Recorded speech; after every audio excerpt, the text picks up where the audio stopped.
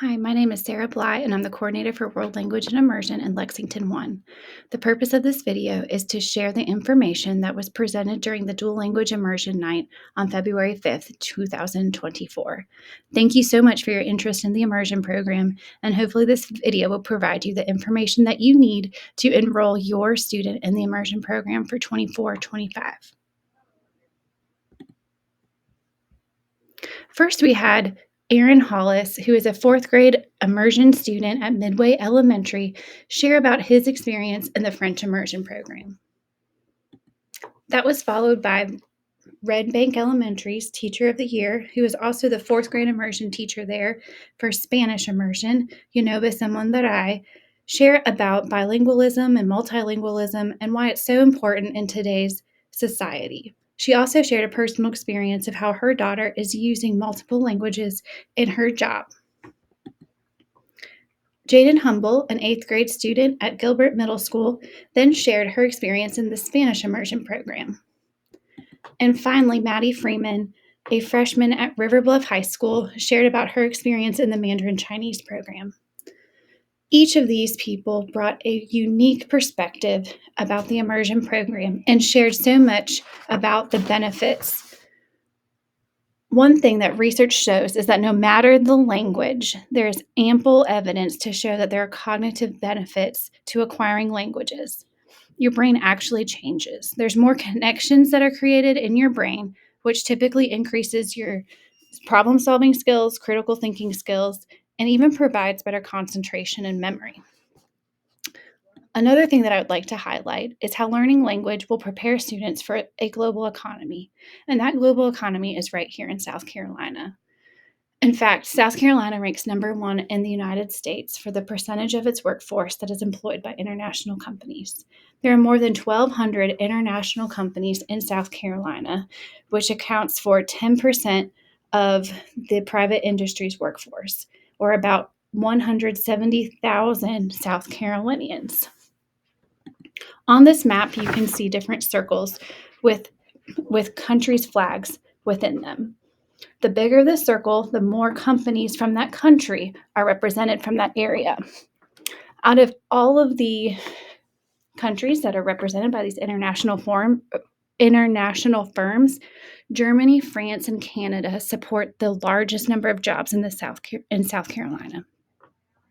And so when these companies are hiring and promoting their employees, knowing the language of that company and having the skills to communicate with counterparts overseas in their language is incredibly valuable.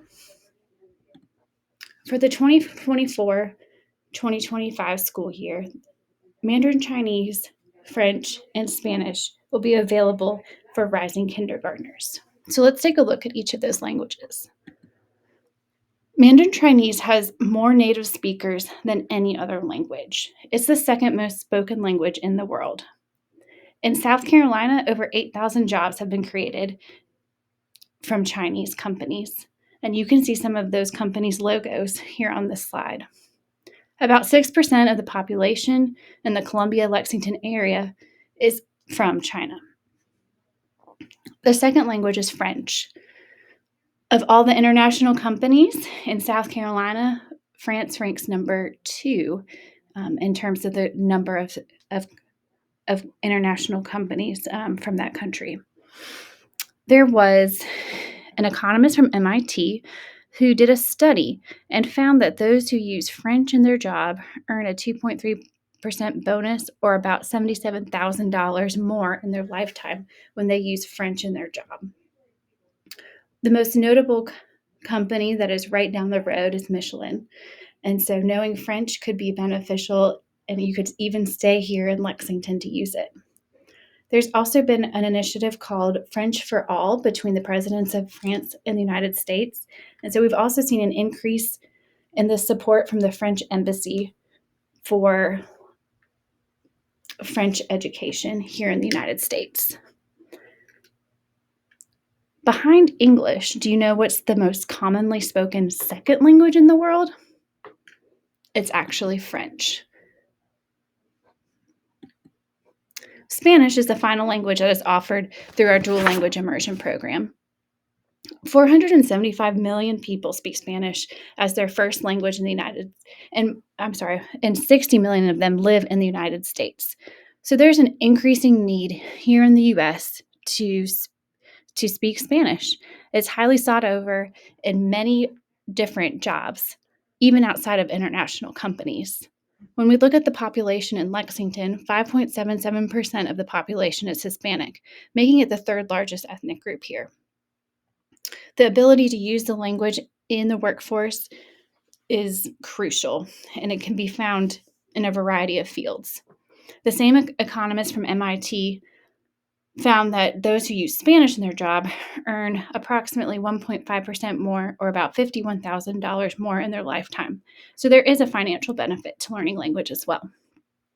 So let's take a look at the history of the immersion program in Lexington One. The first immersion sites opened in 2006 at Pleasant Hill Elementary, Red Bank Elementary, and Midway Elementary. 2 years prior to that, a task force was formed to really study what immersion should look like here. And over the past 17 years, we've added additional sites. We've transitioned from middle to high school, and our first immersion completer graduates graduated from high school in 2019. Next year, the 24-25 school year, will be the 18th year of immersion, and there are now 7 elementary immersion sites. Meadow Glen Elementary School has Mandarin Chinese, Midway Elementary School has French, and Centerville, Deerfield, Gilbert, Pleasant Hill, and Red Bank all have Spanish. Let's take a look at what middle and high schools each of these elementary immersion schools feed into. Gilbert and Centerville both have Spanish and feed into Gilbert Middle and Gilbert High School. Pleasant Hill Elementary has Spanish and feeds into Pleasant Hill Middle and Lexington High School. Red Bank Elementary also has Spanish and feeds into Carolina Springs Middle and White Knoll High School.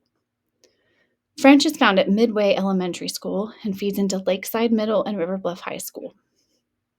Mandarin Chinese can be found at Meadow Glen Elementary and feeds into Meadow Glen Middle and River Bluff High School.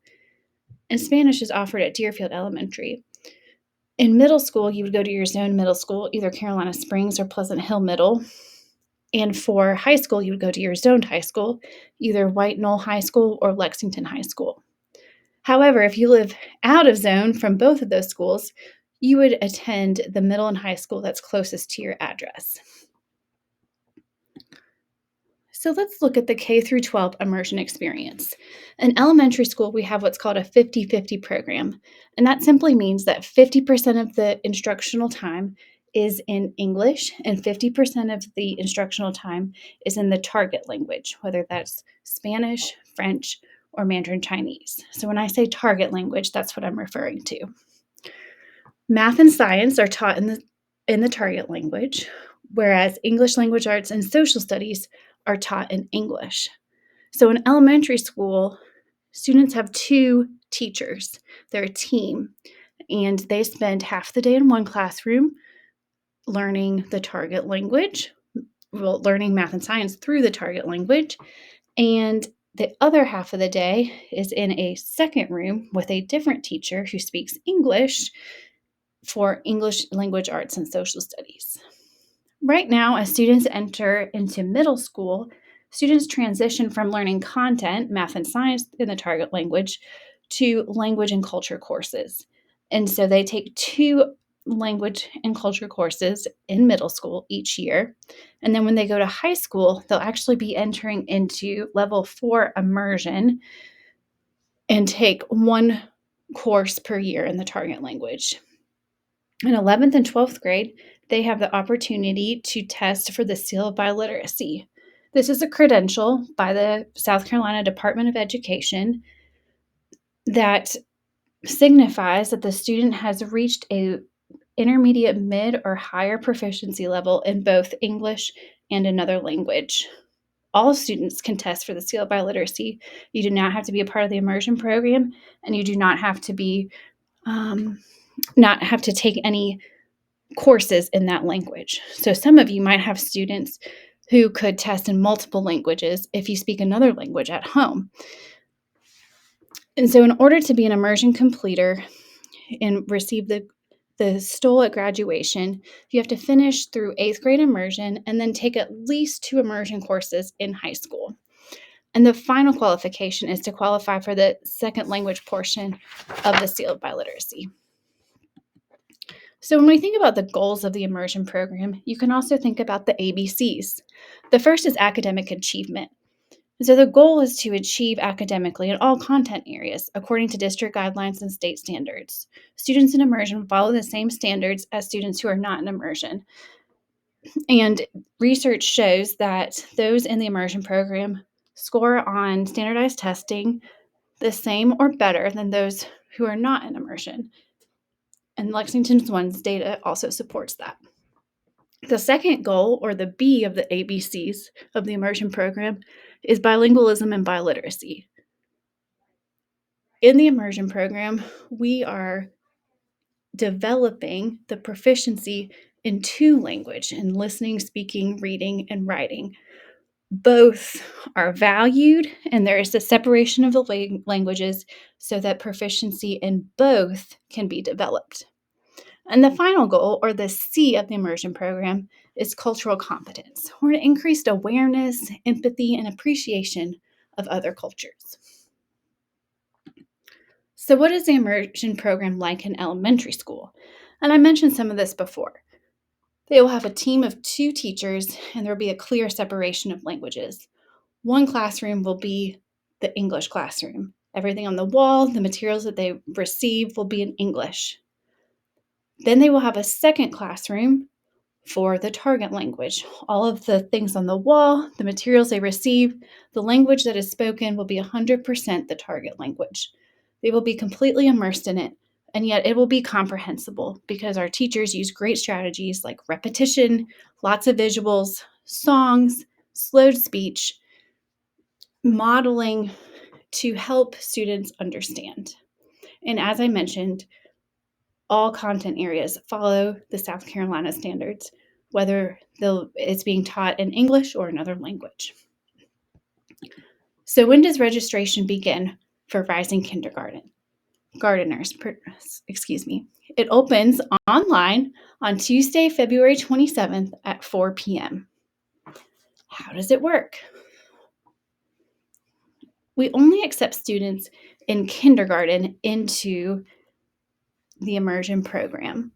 There is an exception that when there is room available and students with previous language or immersion experience perform well on a language and content assessment, they may be able to enter after kindergarten. But without that language exposure and experience, we would not accept them into the program because we want them to be successful in this learning environment. Each elementary immersion site has 2 kindergarten classes for immersion students. The student-to-teacher ratio is 21 to 1, meaning there are 50 students who are accepted per immersion site. 40 spots are reserved for students within the immersion site's attendance zone. 10 spots are reserved for students who are outside of the immersion school's attendance zone, but are still residents of Lexington One. So in-zone and out-of-zone spots will be filled based on the timestamp of your registration form, which is a Google form, and then wait lists will be maintained for each immersion school. If you're an employee of Lexington One, you receive in-zone status even if you live outside of the school's attendance zone. Please use your Lexington One email as your contact information when you register so that we can verify that you are an employee of the district. Younger siblings of current immersion students are given first priority in the immersion programs at the same site as their older sibling. So in order to receive this priority, immersion registration needs to be completed within the first month of registration or by March 27th. There is no screening for entry. All students who have learned to speak their native tongue are capable of learning another language. Transportation is important. If you end up attending an immersion site outside of your attendance zone, you are responsible for the transportation, and that carries through middle and high school. Older siblings who are not part of the immersion program, but you want to attend the same school as your kindergartner, you may acquire special permission from Beverly Bird and the Student Services Department. So how do you register? The first step is to enroll for kindergarten at your zoned elementary school. If you're already in a Lexington One 4K program, you get to skip this step because you're already in the system. But if you are not, you must enroll your student in kindergarten, and that enrollment is open now. The second step is to go to the link that is lexington1.net/immersion. Click on the button for register for immersion at 4 o'clock on Tuesday, February 27th. The link is there now, so you could go ahead, find the link, open it, bookmark it, set a reminder on your phone, because that timestamp is very important for getting into the program that you want to get into. When you click on the link now, it'll say that it is closed. We're not accepting submissions at this time, but that will be turned on at 4 p.m. on the 27th. Online registration does not guarantee you a spot in the program, but filling out the form as soon as possible at 4 o'clock will help increase your chances of getting into a program. You will be notified during the second week of April whether or not you got into an immersion site or if you're on the wait list. So again, prior to registering for immersion, you must enroll in kindergarten. If you're accepted into the immersion program from an out-of-zone slot, you will be notified and your enrollment paperwork will be transferred to your immersion site, and you will be a student then of that school. But no further action is needed on your part. But also prior to registering immersion, you need to read the parent understandings. A printed copy was available at the immersion information night. However, an electronic version is also available on the immersion website. On the registration form, your digital signature indicates that you have read and agreed to these parent understandings. And so I recommend reading that ahead of time so that you don't have to read it when you are registering for immersion. What do you need to register? Unlike the enrollment form, which requires you to upload documents, all you need for registration for immersion are your child's name, the parent or legal guardian's names, contact information, phone, email, address, your zoned home elementary school, as well as your choices for the immersion program. You can choose up to 7, one for each immersion site. We recommend that you choose at least 3 if you're able to provide transportation to those that are outside of your attendance zone, because that will increase your chances of getting into at least one of those. And then if you have an older sibling who's already in the program, you'll need to provide your siblings or your child's sibling's name, the grade they're in, and their teacher. And then again, if you're an employee of the district, you'll need to use your Lexington One email. This is a QR code as well to the immersion registration link, so you could go ahead and scan that now. And like I said, bookmark that, have that ready for Tuesday, February 27th at 4 p.m. When you click submit, you will see a pop-up box that looks like that message that is posted there on the screen. That's confirmation that your registration was submitted successfully. And again, no further action is needed. For more information, you may contact me, Sarah Bly, or Harriet Cotterman, the registrar for immersion. I would direct registration questions to Ms. Cotterman and any instructional questions to me. There's also QR codes to some important links, including the immersion website, that parent understandings document that I referenced, as well as a more thorough document called the Immersion Information Handout. And again, I've posted the QR code for the link for the registration form.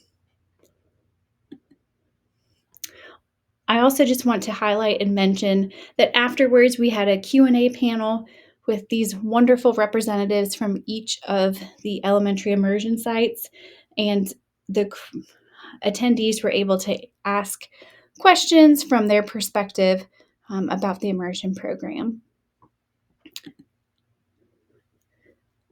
Each school had a booth, and so they were able to meet and greet immersion administrators, teachers, students, and parents, and also fill out a card or this QR code Google form to let us know that you were there or if they had any unanswered questions.